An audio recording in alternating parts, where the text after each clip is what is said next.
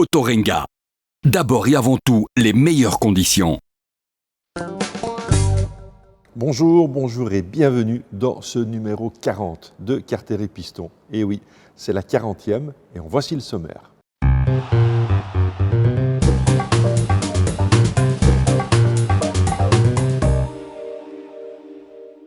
Vous le savez, le trial est principalement le trial classique, j'aime ça. Avec des amis, je me suis inscrit dans une des plus belles épreuves mondiales. Je vous emmène au VTC, entendez le Ventoux Trial classique dans le sud de la France. Chez Triumph, la moto classique est presque une marque de fabrique. On découvre ou on redécouvre la Triumph 900 Street Scrambler. Mach, vous connaissez évidemment, cette marque ne cesse d'évoluer. Voici la classique 650 et une évolution de la X-Ride. On en a déjà un peu parlé, mais voici le lancement officiel de Carter et Piston Voyage avec, pour commencer, le Maroc. Enfin, notre ami Jean-Yves Riavec, notre assureur maison, nous parlera de comment assurer ses motos de collection. Pour cette émission, je suis à Mons, chez Harley-Davidson. Alex, bonjour. Bonjour Thierry. Tu vas bien? Oui, ça va bien. C'est vraiment un plaisir de t'accueillir ici. Ça me fait chaud au cœur en tout cas. Oui, écoute, ça fait longtemps qu'on essaye d'avoir ce rendez-vous. Le Covid en a décidé un peu autrement. On a tous été atteints, ça a été compliqué. Ouais, mais on y est, on est là. On va parler Harley-Davidson pendant toute la durée de l'émission. On est ici dans un temple, évidemment, Harley-Davidson. Comment ça se passe chez Harley cette année?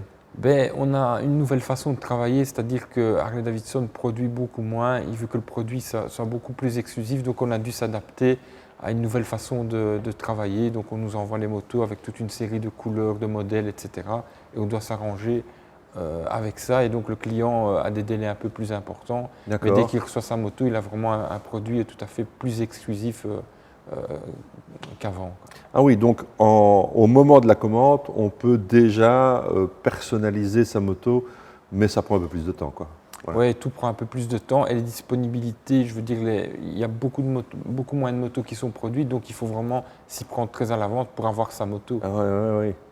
Donc, du coup, le marché de l'occasion, le prix de l'occasion augmente aussi parce que quand les nouvelles sont plus là, les gens achètent les occasions. Forcément. Mais le marché de l'occasion a toujours été très porteur chez Harley. Ça a toujours été un bon marché. Les motos se revendent très bien en tout cas. Oui, mais encore plus maintenant, certains modèles dont les Sportsters qui ont disparu, dont la Fortier, se vendent maintenant plus cher que le prix affiché à l'époque. Ah oui? Oui, tout à fait, c'est un truc de fou, quoi. Ça, c'est dingue, ça. Ouais. On en reparlera un peu plus tard du Sportster, mais cette année a été marquée évidemment par un peu une révolution, comme chaque fois qu'un nouveau moteur arrive chez Harley-Davidson. Alors ici, le 1250 est arrivé. Il est arrivé dans une première livrée étonnante avec la Panamérica, le premier trail. J'ai trouvé ça très osé. Il fallait un peu du culot quand même chez Harley pour sortir une moto qui était totalement à l'opposé de ce qu'ils faisaient dans leur gamme. Elle a été perçue comment, cette moto? Écoutez, elle a été très bien perçue. Les gens ont attendu de la voir et de l'essayer. Ouais. Mais une fois qu'elles l'ont essayé, les performances, la maniabilité, l'électronique qu'il y a dessus, ils ont été époustouflés. Et sincèrement, sur 10 essais, on vend 8 motos, quoi. Mais je peux imaginer, parce que j'ai eu la chance d'aller essayer cette machine au moment de la présentation. C'était en avril, si mes souvenirs sont bons. J'ai été vraiment séduit par la moto. Le look était particulier, mais finalement, quand on y pense, le look des autres trails, c'est parce qu'on est habitué à une GS avec son bec de canard. Ça fait 20 ans qu'on les voit. Dans 20 ans, on pensera que la Panamérica a son look à elle et on l'aura accepté. Mais les performances de la moto, 150 chevaux, une belle maniabilité, des capacités off-road, franchement, machine vraiment, vraiment étonnante. Ouais, étonnante. Et plus on la regarde, plus on la trouve jolie, quoi. C'est vrai qu'au départ, la première fois qu'on la voit, on est un peu surpris. Mais maintenant, les gens l'apprécient de plus en plus et l'aiment de plus en plus. Et c'est vrai que la maniabilité, ce système d'ARH, qui est seul, qui s'abaisse en intramuros, c'est quand même impressionnant. Ça, c'est génial, quand même. C'est vraiment une belle trouvaille parce que le marché du trail est un marché porteur, mais il faut des grandes jambes. Oui, c'est ça. Ceux qui sont un peu moins gâtés par la nature à ce niveau-là, ils ont toujours des problèmes. Il faut trouver des suspensions basses, il faut trouver des selles basses. Et là, Harley a trouvé la solution. Quand on arrive, la moto s'abaisse. Ça, c'est quand même assez extraordinaire. On va rester dans le monde du tout-terrain. On va parler du trial. C'est une discipline que j'aime particulièrement parce que je trouve qu'elle offre tout dans la maniabilité, la prise en main et le fait de maîtriser sa moto. Je vais nous emmener faire une petite balade dans le sud de la France. On va partir au Mont Ventoux, on va partir dans le Vaucluse pour découvrir le VTC, autrement dit le Ventoux Trial Classique. Le Ventoux, plus haut sommet du Vaucluse, avec ses 1910 mètres, il est remarquable à des kilomètres à la ronde. Paradis des sportifs et surtout des cyclistes qui mettent un point d'honneur à afficher son ascension à leur palmarès. 25 km de pente ardue et de souffrance pour arriver à son sommet. Mais, une fois par an, au pied du Ventoux, à Malaucène, se tient une des plus belles épreuves de trial classique. Deuxième manifestation en termes de pilotes inscrits, après le célèbre enduro du Touquet.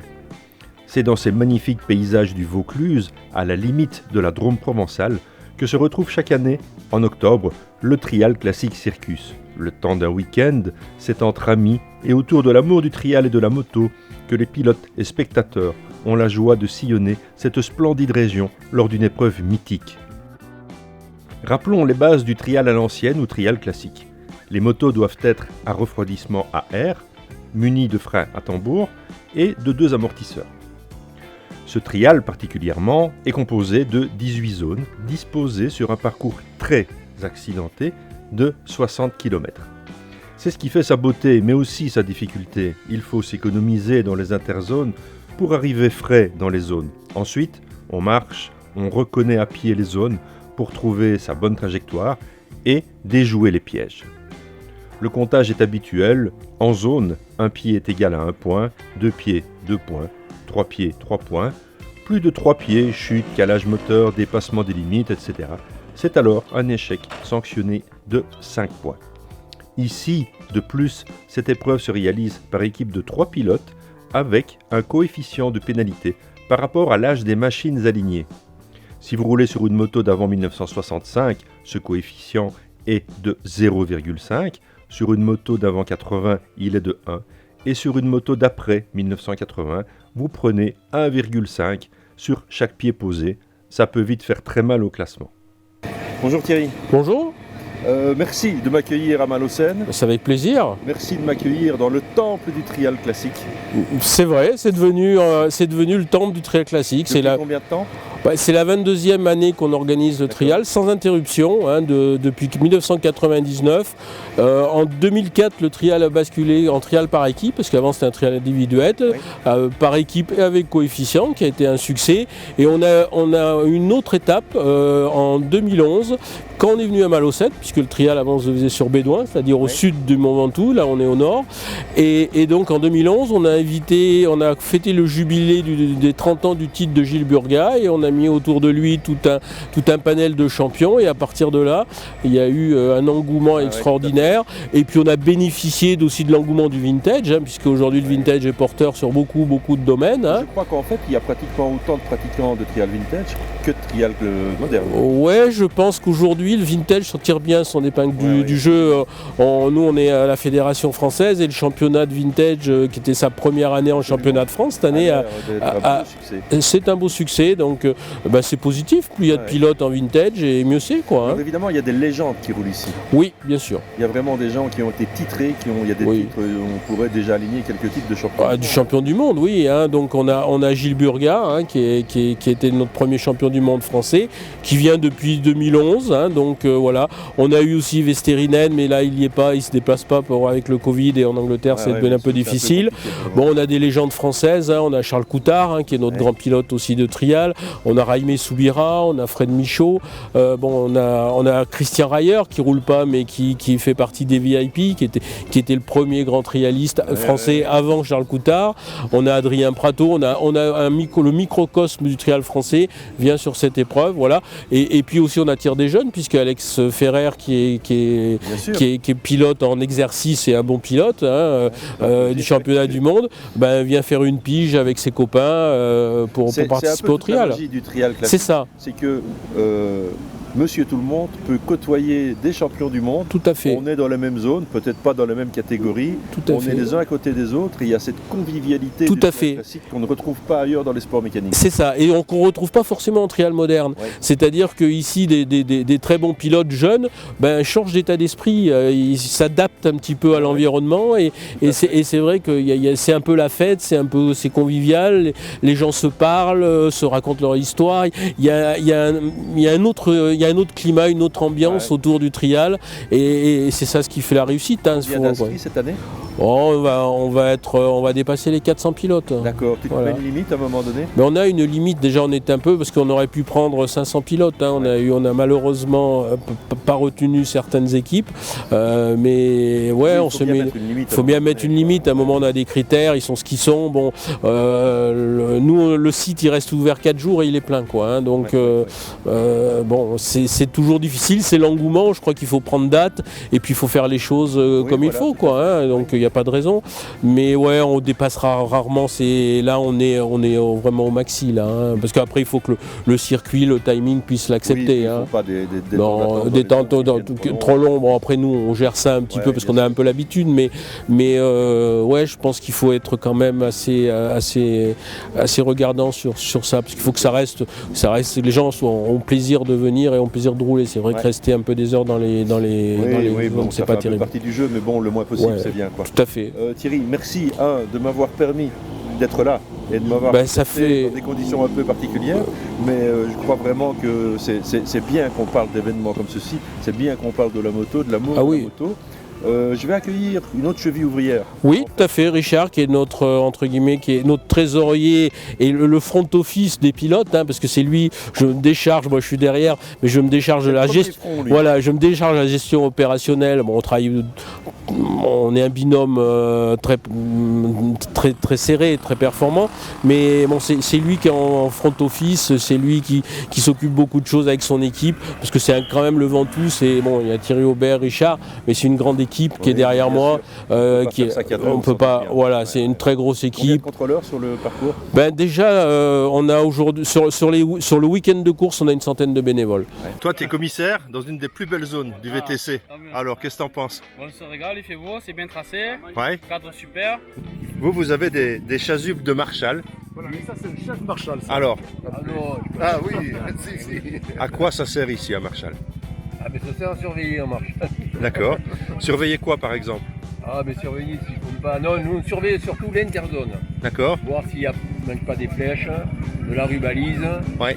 Si un pilote risque de se faire mal. D'accord. Après, nous c'est notre boulot.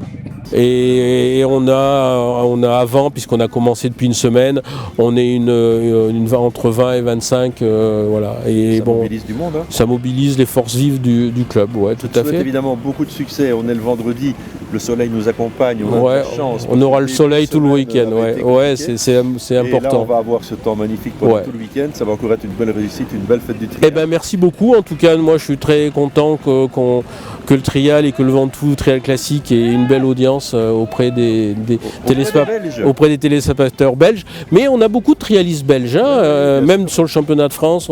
La Belgique a été quand même une nation du trial. Hein, on a quand même. Voilà.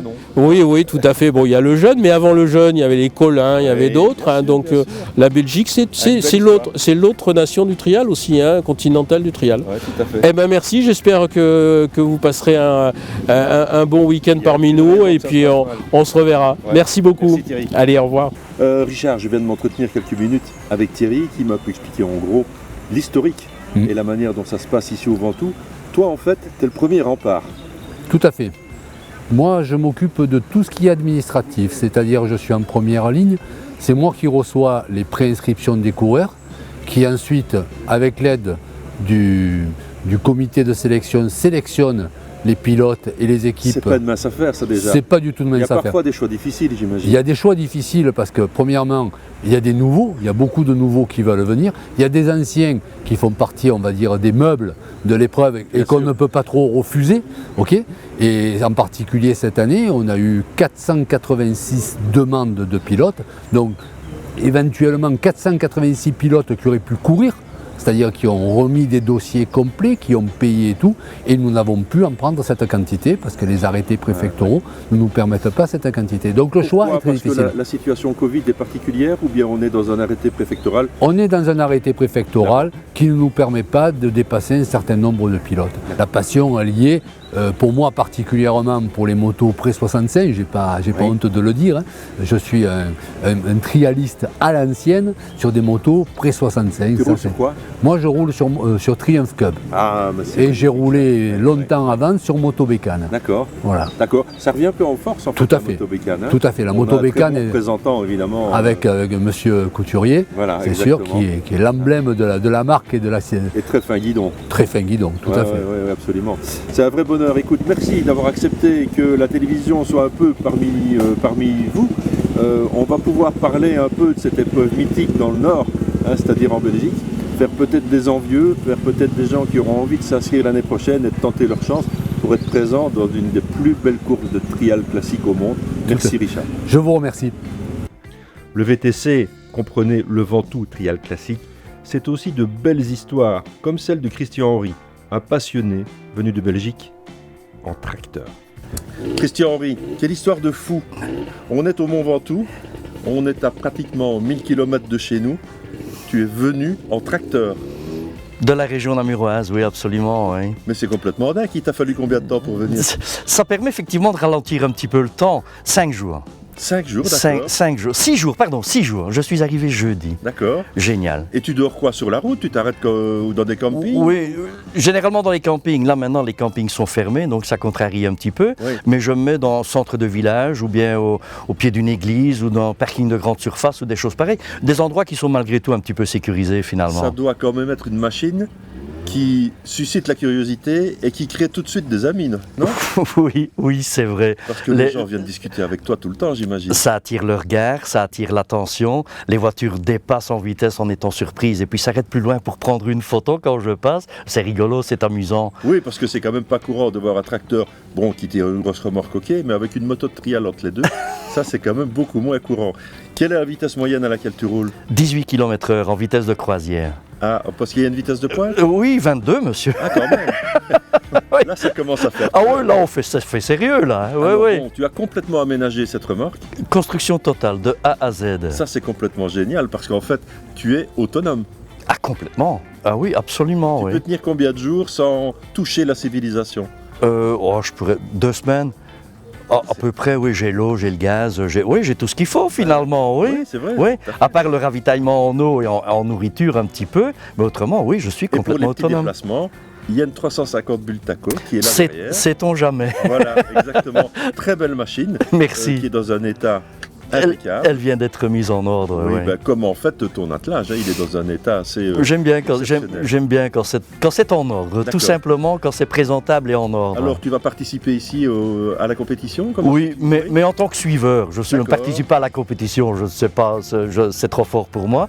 Mais en tant que suiveur, oui, je demande l'autorisation et c'est accessible. Bon, ça c'est quand même génial. C'est pas mal. On va se croiser quand même pendant le week-end, à mon avis. Ah oui, absolument. On aura certainement l'occasion d'être dans des interzones ensemble, et puis j'espère tout à l'heure, fin de journée, de boire un petit coup dans le village, près du parc fermé. Christian, au nom de tous les passionnés de trial, dont maintenant tu es dénommé, t'es le roi, parce que une passion pareille, moi je crois pas qu'il soit possible de faire mieux. N'est-ce pas un peu fort? On est tous venus, on roule une journée, on trouve déjà ça un peu lourd. Toi t'es venu en 6 jours, mais il faut rentrer chez toi encore après. Hein. Tu comptes revenir à Namur un jour? Oui, je vais rentrer. Christian, merci pour ton enthousiasme, ta bonne humeur et surtout cette super idée. C'est gentil, merci à vous. De belles histoires, il y en a beaucoup au VTC. Cette année, le célèbre Charles Coutard, porte-drapeau du trial français dans les années 70, était présent, accompagné de son fils Arthur. Bon, on pouvait pas mieux tomber comme arrière-plan, parce que derrière moi, j'ai le mot légende. Alors ici, évidemment, je suis avec des légendes. Ça serait bien que vous vous présentiez. Alors, moi je suis Charles Coutard. Je fais du trial depuis très très longtemps parce que mon papa m'a fait tomber dedans très petit. À l'âge de 10 ans, j'avais déjà ma première petite moto. Et puis ben voilà, j'ai fait le trial mon métier, j'ai fait le championnat du monde pendant un certain nombre d'années en courant après le titre de champion. Et puis bon ben en essayant d'avoir le titre de champion du monde, ben je marchais bien en France, donc j'ai eu pas mal de titres, 10 titres de champion de France, plus un que j'ai fait récemment cette année en vieille moto. Et puis j'ai fait un fils qui s'appelle Arthur, Voilà. qui est à côté de moi. Et qui est là, qui t'accompagne alors. Qui roule très bien aussi et qui va rouler avec la moto de son grand-père aujourd'hui. Ça, c'est quand même assez exceptionnel. Tu peux me dire quoi de cette moto? Cette moto, c'est la première moto anglaise qui a détrôné les 4 temps. À l'époque, il n'y avait que des BSA, des Royal Enfield, des Triumph, des Norton. Et Bert Greaves, un monsieur qui était handicapé, a décidé de faire une moto en 2 temps, qui roule en motocross, de la faire rouler en motocross et en trial. D'accord. Et cette Greaves a détrôné complètement les 4 temps, a roulé très très fort en mondial, en championnat d'Europe. Don Smith. Avec Don Smith entre autres, avec Derek Hadseth, avec des gars comme ça, avec Gordon Farley. Et puis bon bah voilà, mon papa à cette époque a tout fait pour pouvoir se payer cette moto. Après avoir fait un Ibiza, il s'est payé une Greaves. Et quand il a été un peu plus vieux et qu'il avait plus cette moto, un jour j'en ai trouvé une en Angleterre, je lui ai refaite complètement comme sa moto de l'époque. Je lui ai offert et il était ravi, il a roulé avec cette moto toute la fin de sa vie. Ouais. Et puis maintenant, c'est son petit-fils qui va rouler avec. Arthur, c'est tout un symbole quand même de rouler sur la moto de son grand-père. Ouais, c'est énormément d'émotions, ça sera ma 3e fois. Ouais. Sachant que durant toute la période du vivant de mon grand-père, j'ai jamais voulu rouler avec cette moto. D'accord. Et j'y prends un plaisir monstrueux aujourd'hui. Donc, c'est vraiment de l'émotion ça, l'émotion pure. C'est une moto de famille vraiment, comme l'a dit papa, c'était Ouais. sa première vraie moto de trial, après ça a été son plus beau cadeau et moi j'ai toujours connu mon grand-père sur cette moto. Et j'ai eu la chance de le connaître plus de 30 ans, donc 30 ans de moto sur cette Ouais. Greaves. Ça c'est le bonheur. Réussi, ouais. Donc vous êtes père et fils dans une épreuve qui est devenue une épreuve internationale. Et le 3e larron n'est autre évidemment que Sieur Éric Lejeune, évidemment. Grande famille qui a marqué de sa patte l'histoire du trial, avec ton frère évidemment. Mais toi aussi tu as roulé en championnat du monde. Et vous avez été même 3 frères à marquer des points en championnat du monde dans les mêmes épreuves. C'est vrai. C'est les 2 records communs, c'est d'avoir été 2 fois les 3 frères sur une manche de championnat du monde dans les 10 premiers. Ça c'est quand même exceptionnel. Donc moi modestement je me suis inscrit en jaune. On va pas se croiser parce qu'on n'est pas du tout du même niveau. On boira peut-être un coup en fin de journée, hein, ça ce sera bien.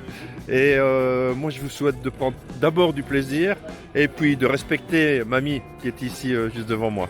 Il n'aura pas fallu très longtemps à Arthur pour apprivoiser la moto de son grand-père. Chez les Coutards, la moto fait partie de l'ADN de la famille.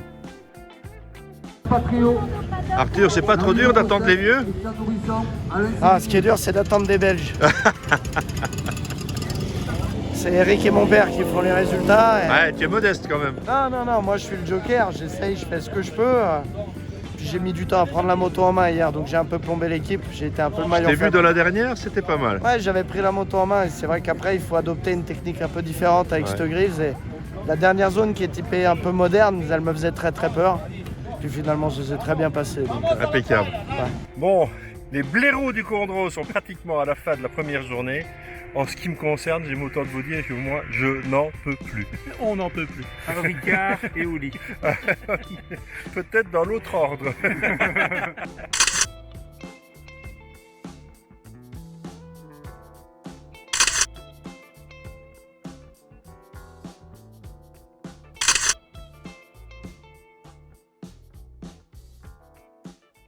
À refaire. Le terrain. Extraordinaire. Ça vaut la peine de venir jusqu'ici. Exceptionnel. Les cailloux. Génial. Copain. Le VTC reste une épreuve de haut niveau, dure, mais tellement belle. L'esprit d'équipe y est primordial et chacun tente de sortir le meilleur de lui-même. On y reviendra, c'est certain, mais apparemment, la relève est déjà assurée.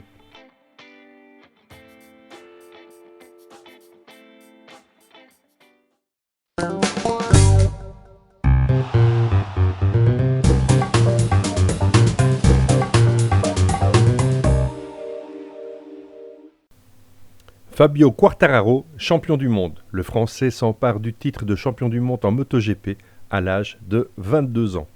On savait que ce serait un Grand Prix historique ce dernier dimanche lors du Grand Prix d'Émilie-Romagne en Italie. Et en effet, ça l'a été. Il suffisait en effet au Français Fabio Quartararo que son rival Bagnaia soit juste 2 places derrière lui pour être sacré champion du monde des Grands Prix moto. Et c'est ce qui s'est passé après la chute de Francesco Bagnaia à 5 tours de l'arrivée. Le Niçois finit ainsi la course au pied du podium en 4e position, mais il s'adjuge la couronne de laurier. Une couronne largement méritée et historique puisque c'est la première fois qu'un Français se hisse au plus haut niveau de la compétition moto mondiale en remportant un titre dans la catégorie reine depuis la création du championnat en 1949 et la création de la catégorie MotoGP en 2002. Un autre champion du monde à fêter n'est autre que notre compatriote Xavier Siméon, qui s'octroie la couronne mondiale en endurance. Bravo Xavier, tu le mérites vraiment et on te souhaite le meilleur pour la suite.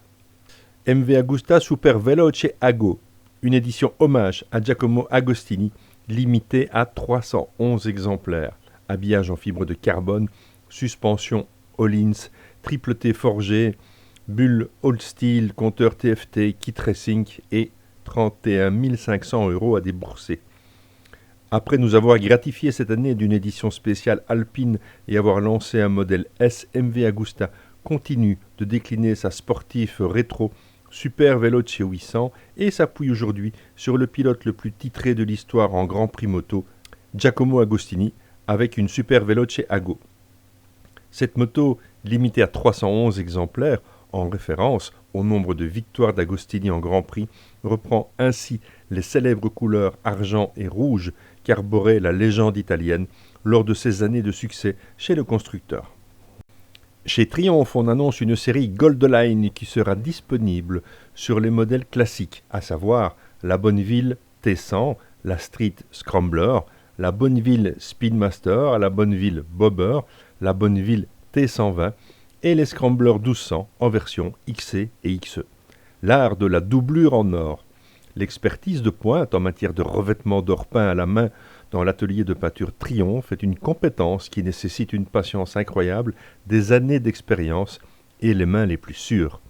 La plupart des nouveaux designs Goldline Edition commencent par un schéma de base bicolore où le point de jonction entre les deux couleurs est aplati par cette ligne dorée. Elle est ensuite soigneusement appliquée à la main, généralement en un seul trait continu par l'artiste, à l'aide d'un pinceau à poil doux spécialisé.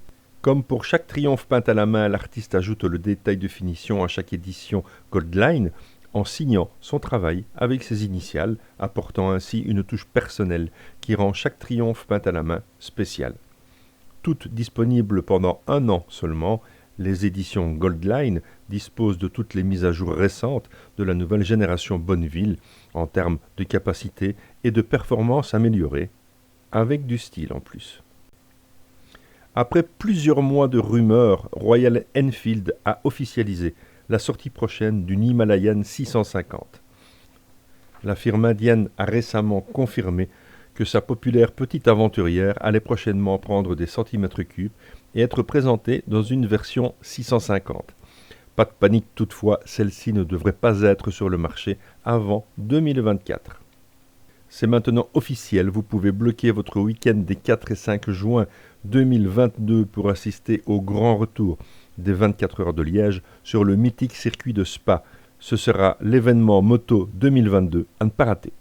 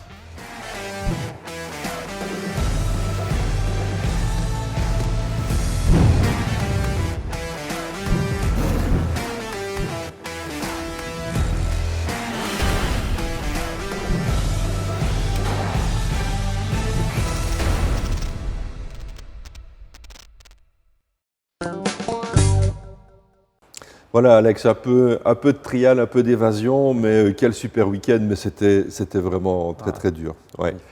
Tu fais un peu de trial, tu as déjà essayé? Du trial, je n'ai jamais essayé. Écoute, il faut essayer un jour. Ouais. Je sais bien qu'à l'époque, on faisait le festival de la moto, on faisait venir. C'est impressionnant ce qu'ils font, et c'est beau à regarder. C'est une belle école de maîtrise de la moto en tout cas. On va revenir dans ta concession, on va revenir chez Harley Davidson. C'est quoi les modèles à succès? La Street Bob et la Sport Glide a très bien marché cette année.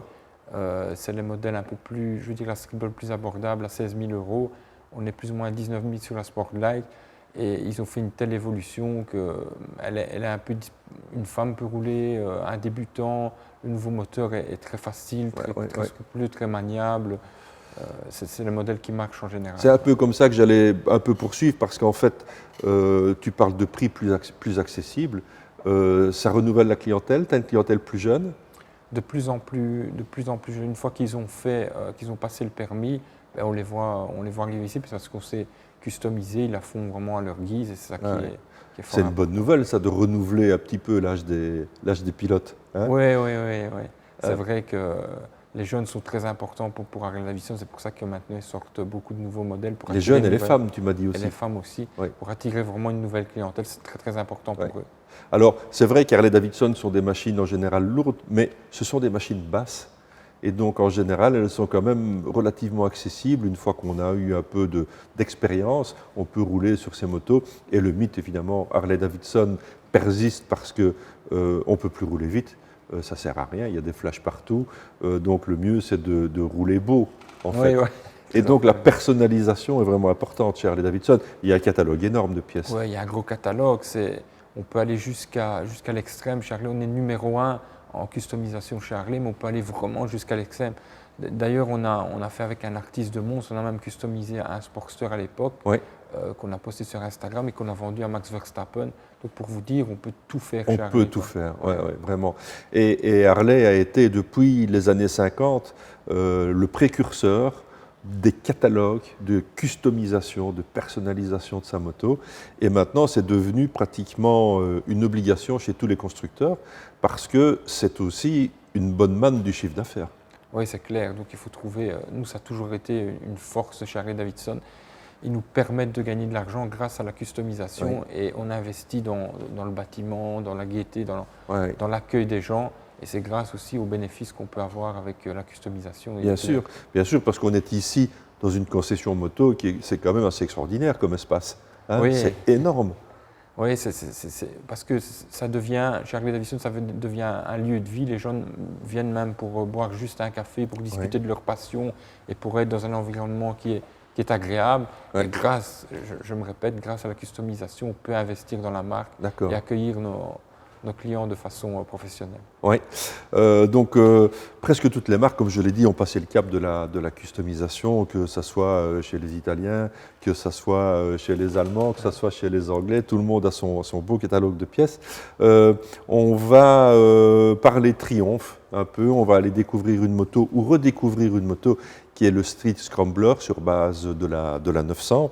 C'est une moto qui n'est pas sortie là récemment, mais c'est une classique. Et le classique chez Triumph, il a toujours le vent en poupe parce que l'histoire de Triumph est faite de classicisme. On va découvrir la Street Scrambler 900.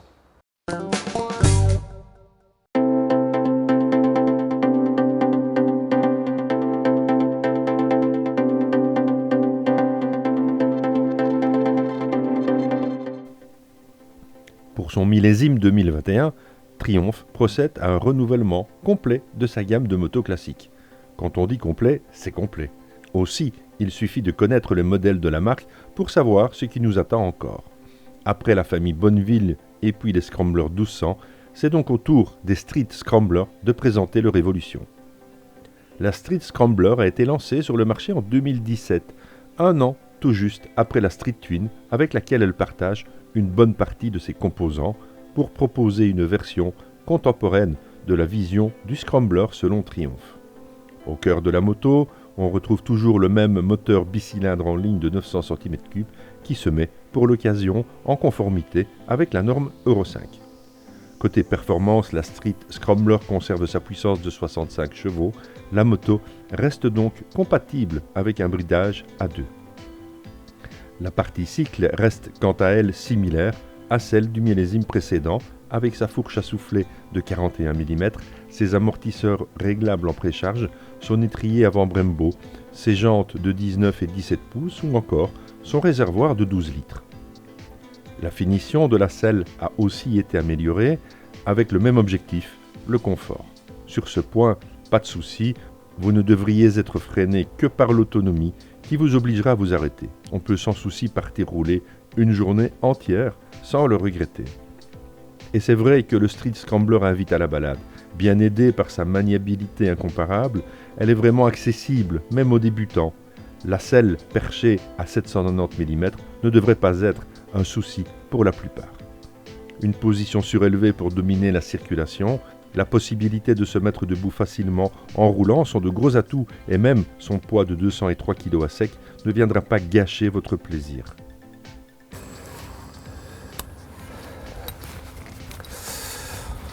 Une fois de plus, cette Bonneville 900, ce fameux 900 de chez Triumph tient toutes ses promesses. Finalement, peu importe où il soit logé, ici on est sur la 900 Scrambler, la Street Scrambler. Alors en fait, vous avouerez comme moi qu'elle est juste magnifique, hein, avec ses jantes à rayons, avec son échappement, son double échappement latéral. Voilà une machine qui a de la gueule. Voilà une machine qui nous ramène évidemment dans le classique, dans le vintage, qui est tout à l'image de la lignée Bonneville depuis les années 50. Alors le Scrambler, pour moi, c'est un peu l'essence même de la moto, parce qu'en fait, on peut un peu faire ce qu'on veut avec ce type de moto. On peut faire de la route, on peut faire du tout chemin, dans des limites raisonnables. Évidemment, on est avec des pneus qui sont plutôt profilés pour la route. On peut évidemment équiper sa moto de pneus tout-terrain et faire certaines choses un peu plus compliquées. On a un petit sabot de protection. Donc voilà une moto en fait qui répond à tout ce qu'on peut attendre d'une moto de plaisir. On est avec 65 chevaux, c'est pas une puissance débordante, mais le bicylindre de 900 cm3 déborde de couple et ça c'est un vrai plaisir à conduire avec de plus une très belle sonorité. La selle ici est un peu particulière parce qu'en fait on a une place dévolue au pilote qui est bien plus grande que celle du passager. Peut-être que c'est anecdotique, il existe un autre modèle de selle pour cette moto qui ravira peut-être ceux qui se baladent un peu plus en couple. Évidemment, on y est habitué maintenant depuis quelques années. Triumph sort du lot en termes de qualité de fabrication, en termes d'équipement de ces machines, en termes de design, en termes de matériaux utilisés. On peut la regarder sous toutes ses formes. Cette moto est juste magnifique. On a étudié les moindres détails, comme par exemple ces sorties de cylindres autour du pot d'échappement ventilé, comme c'était le cas dans les années 50, dans les années 60, et voire même un peu plus tard. On est avec un simple disque. Sincèrement, il fait le job. On est avec un Brembo 4 pistons, franchement, aucun souci de ce côté-là. Le moteur accepte de descendre bien bas dans les tours et permet aussi de belles envolées, et je le répète encore une fois, de belles envolées lyriques avec cet échappement un peu envoûtant. Une machine hyper attachante, une machine accessible parce qu'en fait, elle est basse de selle, elle est facile à conduire, elle n'est pas brutale, c'est la machine plaisir pour se balader. Alors quand je dis que cette machine est accessible, bon, la qualité évidemment a un prix, on démarre à 11 350 €, on est quand même sur un 900 cm3. Je crois sincèrement que c'est une machine qui mérite qu'on s'y attarde un peu parce qu'elle est belle, elle fonctionne super bien, elle nous permet d'avoir un peu ce look classique, mais le classique c'est vraiment l'histoire de la moto chez Triumph.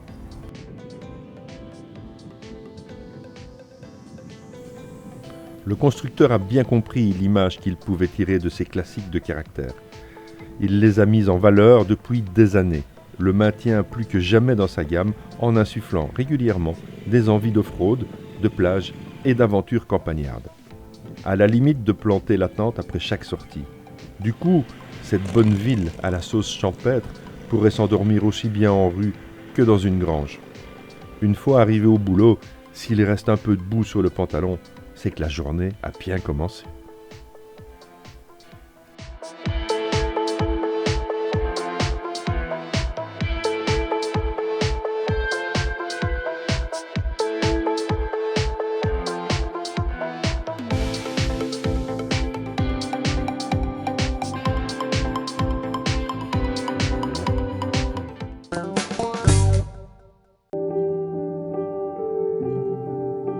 Hot Motorbike, votre concessionnaire agréé Triomphe en région liégeoise. Chez Hot Motorbike, nous vous réservons un accueil chaleureux et personnalisé. Tous nos modèles sont disponibles à l'essai. Découvrez notre large stock de motos neuves, ainsi que nos nombreux accessoires et vêtements.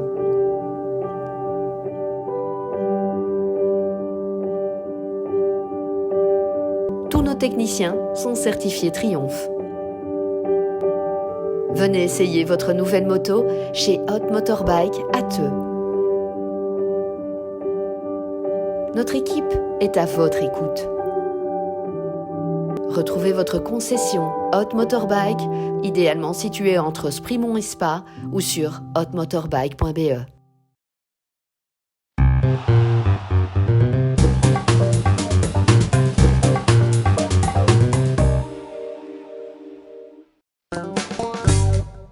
Alex, on a parlé nouveauté déjà avec la Panamérica.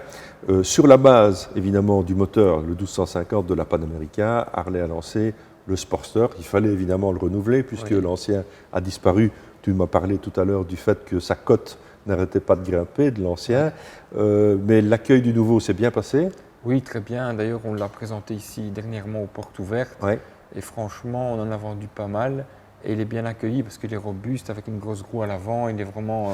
il a une sacrée gueule, je trouve, voilà, avec son avant un peu de bobber, et puis son arrière avec sa selle très courte qui se termine dans l'axe, et puis ce moteur, quoi. Même si on a diminué un peu la puissance, ça fait 121 chevaux, si mes souvenirs sont bons, ça marche, quoi. On peut l'adapter en mode sportif, en mode plus cool. Elle est vraiment toute connectée aussi parce qu'on attire une nouvelle clientèle et bon, avec les GSM, tout doit être obligatoire. Avec l'application, tout doit être connecté et elle a tout ça, quoi. Et ça, c'est on est évidemment dans une concession, on en a parlé, énorme. C'est sûr qu'une machine comme ceci, on ne peut pas la faire tourner tout seul.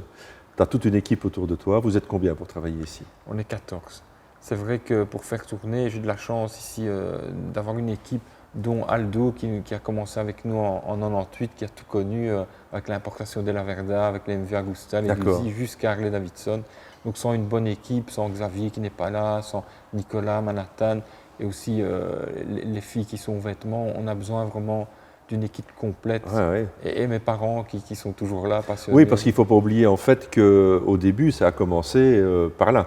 Oui, on a commencé papa et moi, papa à la mécanique et moi à la vente. Et on a grandi petit à petit. Le premier qu'on a engagé, c'est Aldo, et on a grandi au fur et à mesure comme ça, quoi. Aldo, toi, tu es la mémoire vivante de la concession. Tu sais tous les petits secrets, toi. C'est ce qu'on me dit. Et donc, tu es ici depuis maintenant plus de 30 ans, en fait. 98, non, 22 ans. 22 ans, pardon, c'est moi qui compte mal. Oups. Il a été l'assistant de la Coupe Laverda à l'époque aussi. Tu as roulé en Coupe Laverda? Non, je suis occupé avec eux. D'accord. J'ai le circuit, quoi. C'était une belle promotion. Pour rappel, c'était une 500 cm3. Une 750. Oui, il y a eu 500, mais ça à l'époque de mon papa. Et puis avec la 750. Avec la 750, la avec Coupe une Laverda. quarantaine de participants. Oui, c'était une belle formule de promotion. Malheureusement, il n'y a plus ce genre de formule pour le moment. Accessible. Ce qui fait un peu peut-être la pauvreté de la vitesse pure en Belgique, même si Zelos s'occupe quand même d'essayer de former des jeunes, et c'est très très bien. Une petite anecdote particulière que tu as à nous raconter? Du temps de la Coupe Laverda, bon, c'était quand même de belles anecdotes, quoi. Partir des week-ends entiers, on s'occupait un peu des pilotes, donnait des pièces, et faire un peu la fête, quoi. Et là maintenant, en fait, comme tu es un peu la mémoire de la concession, toi, ton rôle exactement ici, tu fais quoi? Moi, j'occupe de tout ce qui est réception client, je m'occupe des pièces, la facturation. Ah oui, c'est pas toujours le partie la plus drôle, en fait. Non. Mais il faut que ça se fasse. Il faut que ça se fasse. Mais il faut que ça se fasse. C'est l'homme à tout faire. Quand on a besoin de customiser la moto, Aldo il est là et il se bloque avec le client et s'en occupe.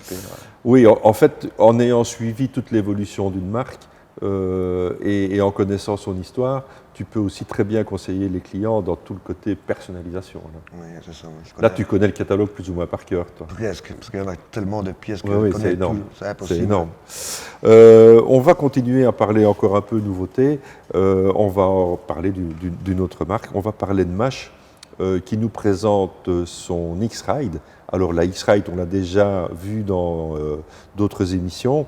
Elle était avec une route 17 à l'avant et on avait émis en fait le souhait de l'avoir avec une route 21. Un peu comme la XT, parce qu'en fait cette moto y fait un peu allusion de manière esthétique. Eh bien chez MASH, on écoute ce qui vient du bas parce qu'ils ont effectivement sorti une X-Ride avec une route 21 et aussi ils ont sorti un nouveau modèle, une classique 650 qui vient s'inscrire en droite ligne sur toute cette mouvance de moyenne cylindrée qu'on découvre pour le moment. Je vous emmène découvrir ces motos en Corse.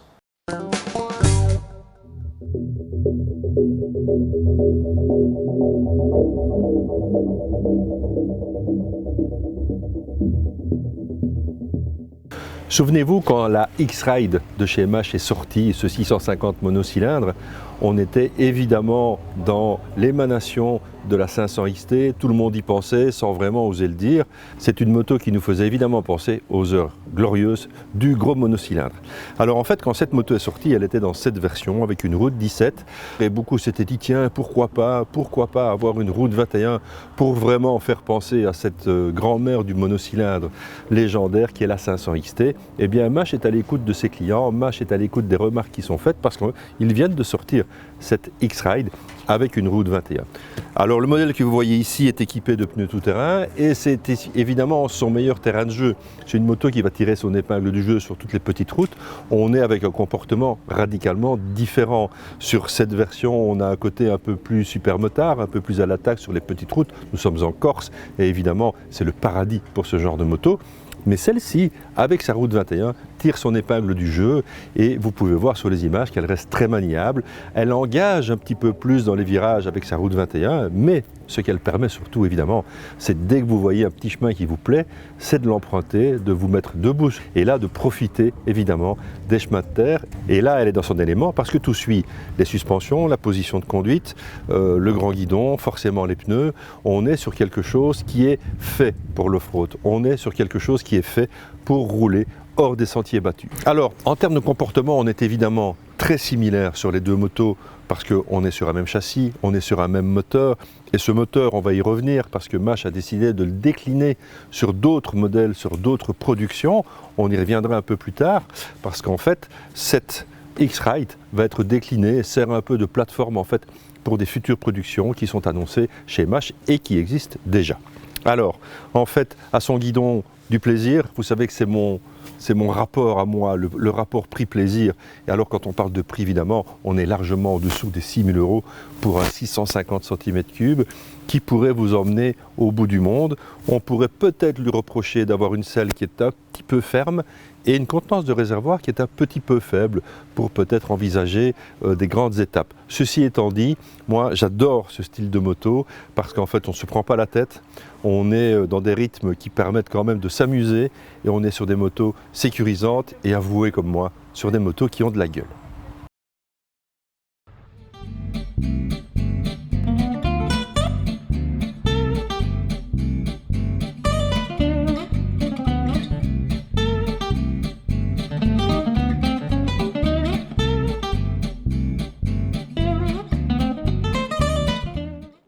Quand en 2012, MASH est né, 600 exemplaires avaient été écoulés. Nous sommes en 2021 et en 2020, c'est 60 000 exemplaires que MASH a écoulés. C'est un vrai succès. Cette marque est populaire. Cette marque est la première marque en termes de 125 cm3 en termes d'immatriculation sur le marché français. Et en fait, elle ne cesse d'évoluer. On la suit depuis le début et on voit que cette marque évolue à tous les niveaux. Elle a évolué en termes de finition, elle a évolué en termes de fiabilité. On peut se dire maintenant qu'on est passé au 2 ou au 3.0 tant les machines sont abouties. Alors on a parlé tout à l'heure assez brièvement, c'est vrai, de la X-Ride qui est passée avec des routes 21. On a vu cette moto, on était sur le 650 cm3, on est toujours ici sur le 650 cm3 qui en fait a été décliné dans une version classique. Vous avouerez comme moi que cette moto a de la gueule, on la voit sur les images dans une couleur différente que celle qui est ici devant moi et cette moto est une vraie réussite esthétique. On est absolument dans le néo-rétro. On a 2 compteurs analogiques, on a ces poignées brunes, on a une selle brune ici, on a les 2 sorties d'échappement, les petits liserés sur le réservoir. Tout ça est bien, tout ça est à sa place. Et en fait, on retrouve évidemment aussi la position de conduite cool d'une néo-rétro et aussi évidemment l'agrément moteur. Et c'est là que la bonne surprise se trouve, parce qu'en fait ce 650 ne cesse de m'étonner en fait. Et quand je me suis mis à son guidon, dans les premières minutes, j'ai eu une sorte de rappel en me disant tiens, mais à quoi cette moto, à quelle moto elle me fait penser, cette 600. Et en fait elle me fait penser à la Royal Enfield Interceptor. On est également avec l'Interceptor sur un 650 cm3, on est sur un bicylindre ici, on est sur un mono, mais en fait les 2 motos se comportent de manière similaire, sauf peut-être que la mâche ici est un poil plus vive parce qu'elle rend pratiquement 25 kg à l'Enfield. Donc forcément, dans les petites routes, celles que nous avons empruntées toute la journée en Corse, vous voyez, ça n'arrête pas de tourner à gauche, à droite, à gauche, à droite. En fait, la ligne droite n'existe pas en Corse, elle n'est pas encore inventée. Et donc toute la journée, on s'est balancé à gauche, à droite, avec une moto facile à emmener. Et au bout de la journée, c'est peut-être une moto qui donnera moins de fatigue que la Royal Enfield Interceptor. Ceci dit, vous connaissez tout le bien que je pense de cette machine, de cette Royal Enfield Interceptor. En tout cas ici, on est de nouveau, et on parle toujours, et j'aime ce rapport prix-plaisir. Le plaisir, on l'a, parce qu'en fait la moto répond absolument à tout ce qu'on peut attendre d'une moto de ce gabarit, d'une moto de ce type, pour s'amuser dans des petites routes comme ici. Et puis il y a le prix, 5 499 € pour une 650 cm3, immatriculable en permis A2. Vous avouerez comme moi que c'est une véritable aubaine, comme on dit, et c'est une moto qu'il faut découvrir. C'est une moto qu'il faut aller essayer, parce que quand vous la verrez en vitrine, vous allez la trouver jolie, ça c'est une chose sûre et certaine. Quand vous allez la détailler, vous allez voir qu'en fait il n'y a rien qui traîne. Il n'y a pas de fil à gauche, à droite, les peintures sont bien finies, les assemblages sont jolis. J'ai pas grand chose à dire en fait sur cette moto. Enfin, on pourrait dire qu'on regrette peut-être une béquille centrale qui faciliterait un peu l'entretien du kit pignon-chaîne, mais les kits pignon-chaîne ne sont plus ce qu'ils étaient, réclament un peu moins d'attention qu'avant. Donc voilà, un tableau de bord néo-rétro analogique avec peu d'informations, c'est vrai, mais les informations nécessaires. Moto pur plaisir, MASH 600, 650 cm3, une plateforme qui sera à mon avis déclinée sous d'autres formes bientôt, mais ça c'est une autre histoire.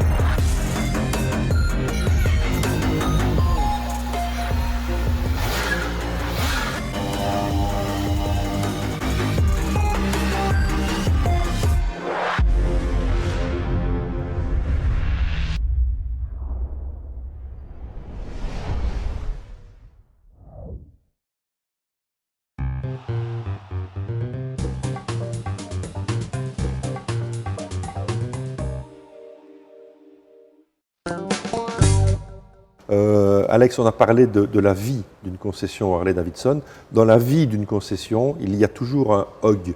Est-ce que tu peux rappeler ce que c'est ?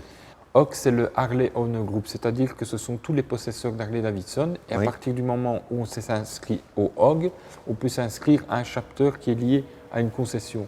Ici, c'est le Montseno Chapter Belgium. D'accord. En général, ce sont les clients de la concession, donc. Oui, les clients de la concession qui organisent toute une série de choses, de balades, d'événements, d'activités. Et ce qui est bien, c'est qu'il n'y a pas de catégorie sociale qui compte, c'est la bécane qui compte, c'est fort convivial, ils organisent plein de choses, ils ont leurs couleurs.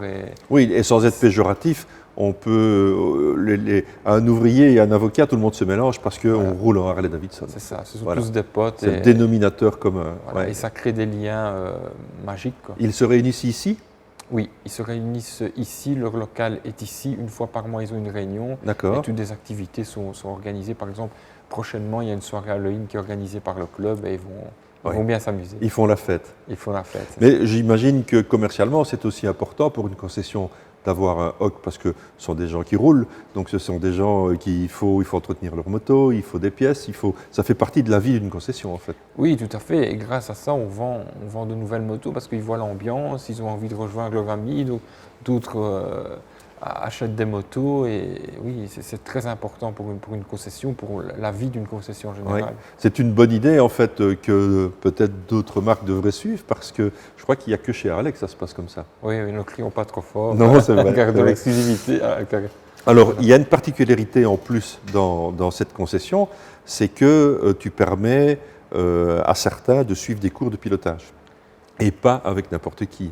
Oui, effectivement, on a une école qui initie les gens à rouler à moto, les gens qui n'ont jamais, qui ont certaines peurs, qui ont peur de faire le pas. On a notre ami Bertrand Carrois, très, très bien connu, qui s'occupe, qui encadre, qui fait une théorie et une pratique et qui apprend aux gens. Alors pour rappel, Bertrand, c'est le célèbre policier de la route qu'on voit à la télévision. Oui, c'est tout à fait, c'est lui, et il est directeur de notre chapter ici à Mons. D'accord. Ben écoute, on aura, j'imagine, l'occasion de le rencontrer un jour parce que c'est un personnage intéressant et qui peut nous parler aussi de l'école de pilotage parce que c'est important d'apprendre à rouler aux jeunes parce que le permis, ça devient un peu une sorte de départ en guerre. Hein, maintenant, quand on a 18 ans et qu'on veut un permis moto, c'est très compliqué, c'est très long et c'est très cher. Oui, il faut être vraiment motivé parce qu'il y a la théorie, puis la pratique. Mais une fois qu'on initie les gens qui ont pris goût aux deux roues, une fois qu'ils sont convaincus, ils vont aller jusqu'au bout. Oui, en général, ils y vont. Bon, j'imagine qu'un HOG, c'est fait aussi pour voyager, donc ces gens voyagent à moto. Oui, énormément. Ils vont à tous les rassemblements Harley, que ce soit à Saint-Tropez, quand il y a un rassemblement international Harley, ils n'arrêtent pas de bouger, puis ils font des week-ends, ça permet de rouler. Et c'est vrai que la majorité des gens qui sont dans le HOG roulent avec des touring. Ah oui, donc c'est bien la preuve que ce sont des gros rouleurs. Voilà. Et la moto, c'est l'essence même du voyage. Je voyage à moto depuis plus de 30 ans, avec des milliers de kilomètres parcourus, avec même une sorte de petit record, puisqu'en 2010, j'avais fait le tour de la Méditerranée avec une seule moto, pas d'assistance, 23 000 km en 87 jours. Et de tous les pays traversés, le Maroc a toujours eu ma préférence. C'est pourquoi j'ai décidé d'essayer, en tout cas, de mettre sur pied la possibilité de partager avec le plus grand nombre cette vision que j'ai du Maroc et cette possibilité d'aller le visiter. D'emmener le plus grand nombre, c'est peut-être un peu vite parlé parce qu'en fait, je n'envisage la balade moto, en tout cas, qu'en petits groupes. Après, ça devient très compliqué, surtout dans des pays comme ça. Alors, je vais vous présenter en fait ce qui est le découpage du premier voyage qui sera très bientôt complété par d'autres propositions. Nous partons au Maroc pour en découvrir les secrets.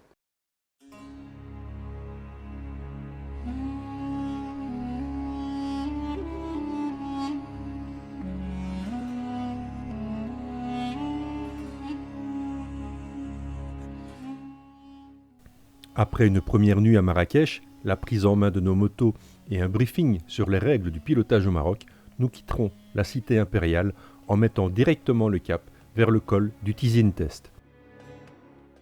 Plus sauvage que son homologue le Tishka, le Tizine Test vous mettra directement dans le vif du sujet. La route plus étroite, les traversées de villages et les paysages déjà montagneux sont un régal pour les yeux. Au sommet, où nous nous arrêterons pour prendre notre repas du midi, vous aurez tout le loisir de contempler un paysage à couper le souffle. Nous pourrons, après cette pause, commencer notre descente vers Taroudan.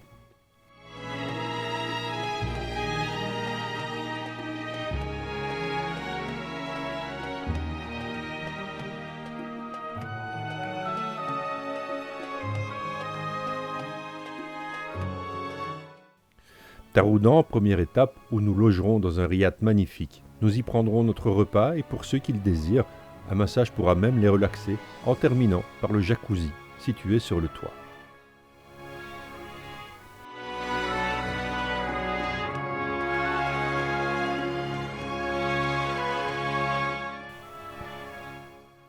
Nous quitterons notre riad pour mettre le cap sur Tafraout.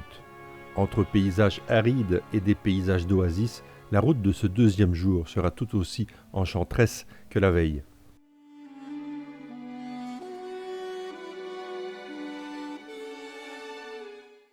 Nous arriverons dans l'après-midi dans un fantastique riad.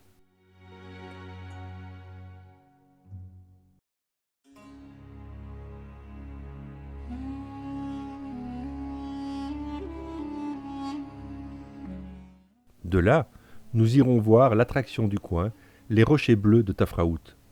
L'immense plateau de granit rouge niché à 950 mètres d'altitude derrière la superbe vallée des Hamein, entouré de gros rochers lisses aux formes étonnantes, prend à la lumière rasante des levers et couchers de soleil de magnifiques teintes roses et violettes.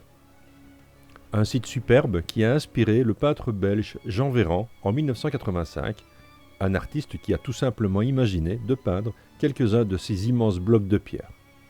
Il est vrai que le paysage superbe en soi n'avait pas forcément besoin de ça pour être grandiose, mais la vision d'ensemble est quand même surprenante.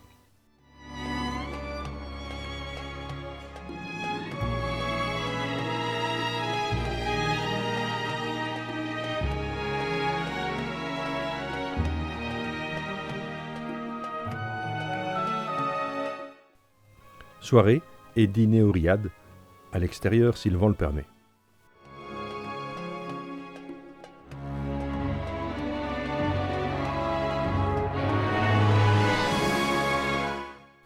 Journée de contraste où nous passerons du désert aux routes de plaine et de montagne pour arriver finalement le long de la côte atlantique.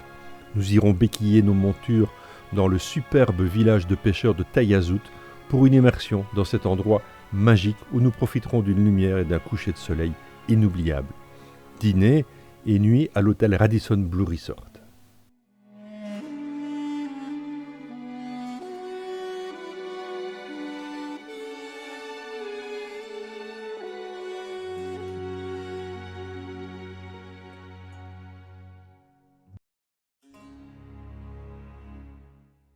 C'est l'ancienne Mogador, autrement dit Essaouira, qui nous tend les bras pour cette nouvelle étape. Nous partirons de bon matin pour profiter d'une arrivée vers 13h. Nous prendrons notre repas sur le port en choisissant nos poissons sur l'étal, poissons fraîchement ramenés de la pêche du matin.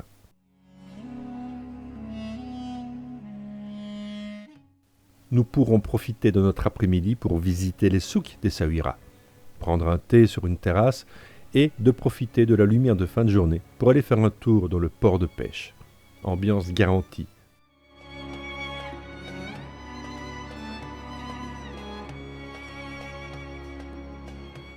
Nous dînerons dans le restaurant de l'hôtel, situé sur la plage.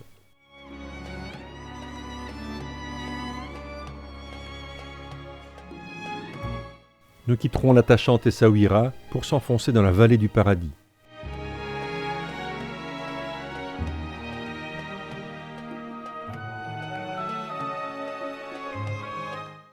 Et puis, nous quitterons le goudron pour nous enfoncer par les pistes dans ce fameux désert d'Agafé. Après quelques kilomètres, nous pourrons parquer nos machines et profiter d'un petit apéro à côté ou dans la piscine à débordement. Nos chambres individuelles nous offriront une vue fabuleuse sur le désert. Enfin, sous des milliards d'étoiles, nous dînerons, tels des berbères, mais de luxe.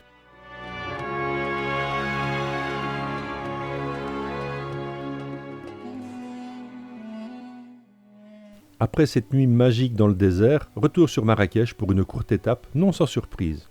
Paysages verdoyants, routes escarpées et villages pittoresques seront traversés avant d'arriver à notre hôtel. Après-midi libre pour vous balader place Djema El Fna et dans les fabuleux souks de Marrakech. Nous nous retrouverons ensuite au centre de la Médina pour un dernier repas dans un endroit magnifique. Après un dernier petit déjeuner, en fonction de vos horaires d'avion, nous vous raccompagnerons à l'aéroport de Marrakech où j'espère vous nous promettrez de revenir pour découvrir notre tour 2 de la découverte du Maroc.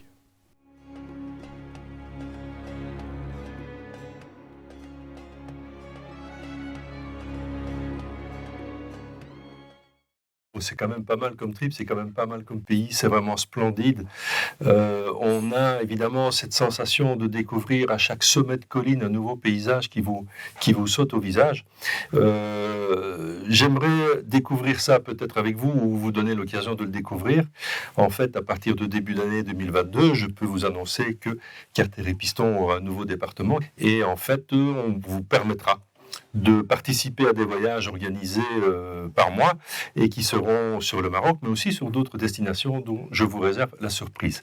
Ça ne vous aura évidemment pas échappé qu'en fait, le trip que je viens de vous présenter en partie a été réalisé sur des 500 bullets. L'avantage, évidemment, c'est quand on roule sur ce type de moto qui, on le sait, ne sont pas très performantes, mais sont très amusantes, vous permettent de vous détacher un petit peu du pilotage de la moto et de profiter pleinement des paysages que vous traversez, des odeurs que vous sentez, du chaud que vous ressentez également, et en fait de profiter pleinement du pays que vous traversez. On sera toujours un petit groupe, on sera 8 maximum, 8 motos. Chaque moto est équipée de selle biplace, donc bienvenue au couple. On aura, j'espère, la joie, le plaisir ensemble de parcourir le pays et de partager des moments et des endroits comme celui où je me trouve pour le moment.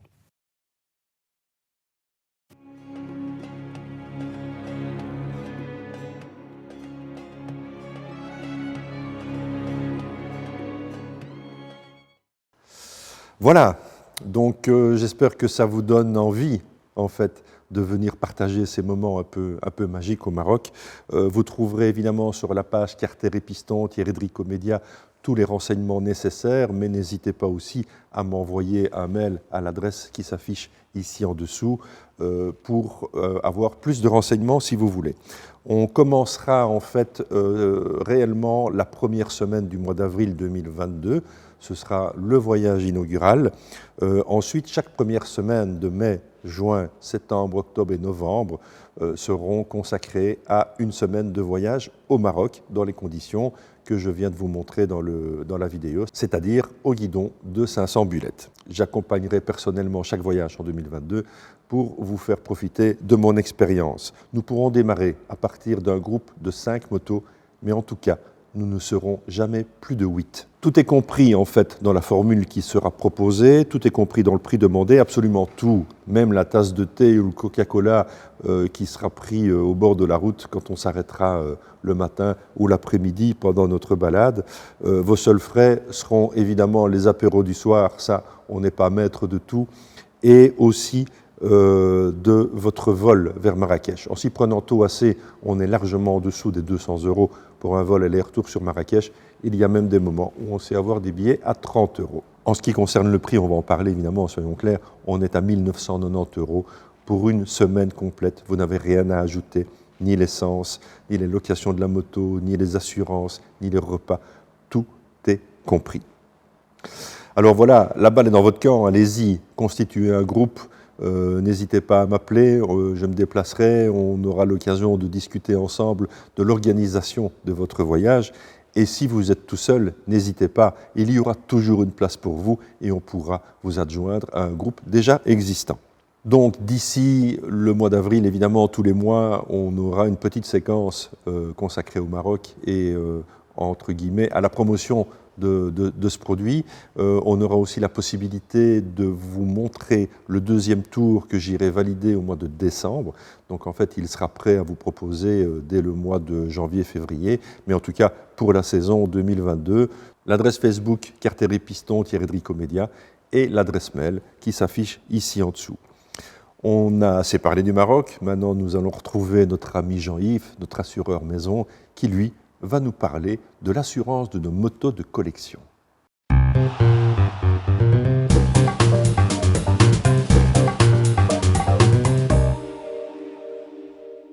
Bonjour, je m'appelle Jean-Yves Riavec. Mon métier, assureur. Plus précisément, courtier en assurance. Ma passion, la moto. Je vous propose donc de nous retrouver tous les mois pour aborder un sujet, l'assurance moto. Bonjour à tous et à toutes, chers amis. Dans un décor un petit peu spécifique ce mois-ci, étant donné que Thierry a dû se déplacer pour venir se rendre dans mes bureaux, étant donné que actuellement nous sommes toujours, et oui, noyés, sans vilain jeu de mots, dans les sinistres inondations, et nous nous occupons ardemment de régler ça et d'avancer dans un bon état d'esprit et d'aider nos clients qui ont été sinistrés. Aujourd'hui, je vais vous parler un petit peu des motos de collection. Ça s'adresse à des amateurs, que vous en ayez une, que vous en ayez plusieurs, qu'elles soient dans votre garage, qu'elles soient autre part. Je vais un petit peu parler de ce phénomène qui est de plus en plus couru, parce que certaines personnes ont envie de faire un placement ou tout simplement pour une utilisation sporadique dans le cadre de concentration. Au niveau de la moto de collection, tout d'abord la moto de collection, elle a 30 ans. Il faut le savoir, c'est un minimum. Ici, on va la qualifier de cette façon-là. Et on va disséquer le problème d'assurance en 3 parties. Donc la moto peut d'abord être très bien, ou les motos peuvent très bien être chez vous, dans votre garage ou dans un garage que vous louez. Bien veiller dans certains contrats, peut-être déjà de prendre une couverture minimaliste dans le cadre du contenu des véhicules automoteurs. Je l'avais déjà dit dans une émission précédente, ceux-ci peuvent être couverts en valeur réelle, mais également en valeur de convention. Il est possible également, les compagnies d'assurance n'aiment pas trop cela, mais vous pouvez contraindre dans le cadre d'un package ou dans un volume peut-être de quelques véhicules que vous auriez, vous pourriez négocier avec, par l'intermédiaire de votre courtier auprès de la compagnie d'assurance qui vous couvre pour votre assurance incendie, de reprendre ces véhicules-là en valeur de convention. C'est quoi la valeur de convention? Tout simplement, c'est une valeur qui a été arrêtée et fixée à un moment X. Oui, mais si le sinistre survient d'ici 15 jours ou d'ici 2 mois, quelle serait la valeur sur laquelle se poserait l'indemnisation? Tout simplement, pour fixer la valeur X de votre ou de vos véhicules, il suffit simplement de faire appel à un expert. Un expert agréé qui existe un petit peu dans tous les endroits. Un expert automobile, par exemple, certains experts automobiles sont spécialisés dans ce genre d'objets de risque à couvrir. Ils vous remettront une attestation. Cette attestation-là peut faire partie, entre guillemets, de votre contrat. Tout est négociable et on repartirait sur cette valeur de convention au cas où vous auriez à subir un sinistre total ou partiel. Ça, nous sommes dans le cadre d'un contrat d'assurance incendie avec une valeur de convention. Et vous allez me dire, oui, mais si le sinistre survient 3, 4, 5 ans après, n'oubliez pas de mettre un petit agenda de révision de votre dossier et vous pouvez refaire appel au même expert pour revaloriser en fonction du marché votre ou vos véhicules entreposés et de renégocier par-delà de votre contrat d'assurance incendie avec votre courtier les conditions d'assurance dans celui-ci. Ça, c'est quand j'ai mon véhicule qui est en stand-alone, je vais dire ça, il est immobilisé. Maintenant, je roule avec le véhicule. Là, nous sommes toujours sur ce même genre de processus. Il est, je dois le dire, relativement compliqué de couvrir un véhicule ou des véhicules de collection en tant que véhicule roulant, pas en responsabilité civile. Tout cela peut se négocier et les tarifs, en fonction du nombre de véhicules que vous avez, peuvent être obtenus de façon dégressive à un prix dérisoire. Mais pour les garanties accessoires, c'est une autre paire de manches. Parce que les assureurs n'aiment pas trop ce genre de véhicule-là, surtout avec des petites valeurs. Donc des petites valeurs, une omnium, une petite assurance casco partiel. Casco partiel, c'est l'incendie, le vol, les catastrophes naturelles, important, ainsi que l'impact par gibier peut-être.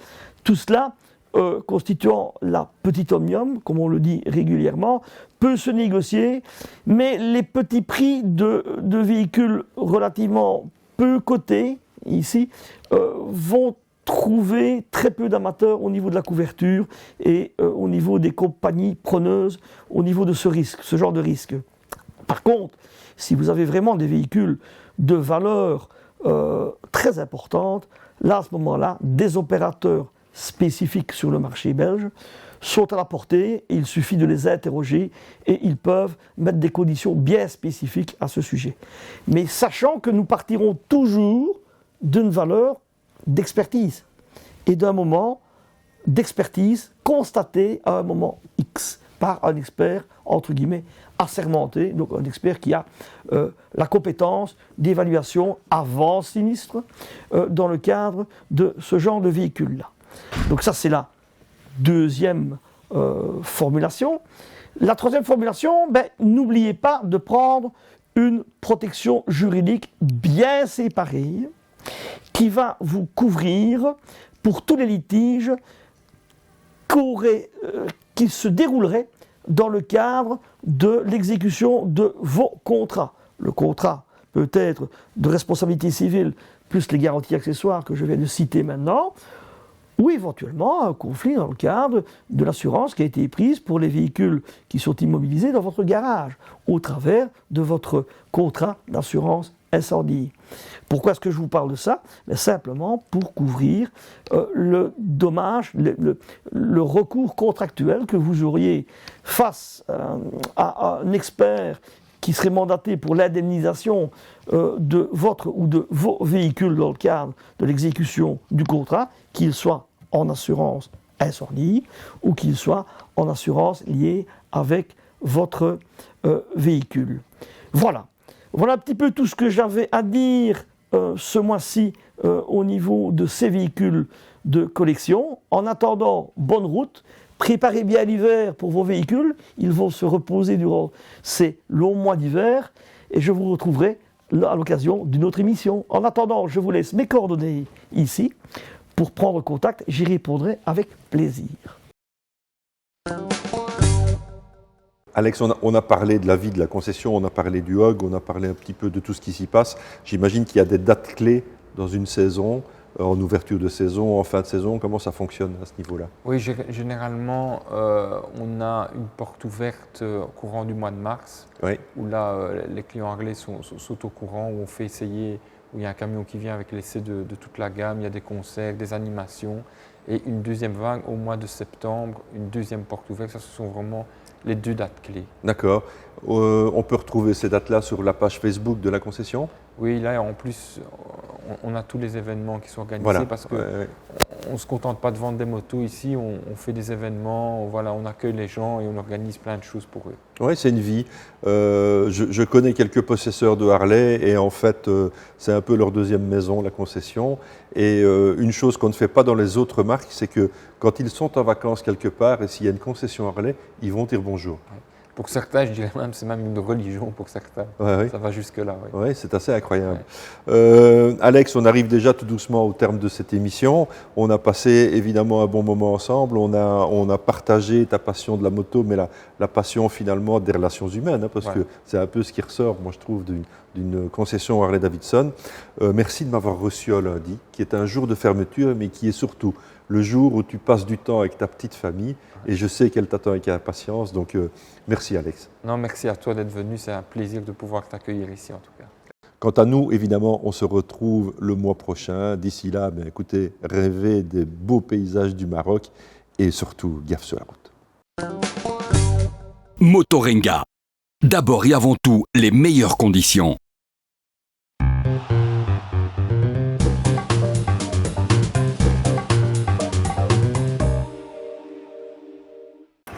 J'avais dessiné sur le side son doux visage qui me souriait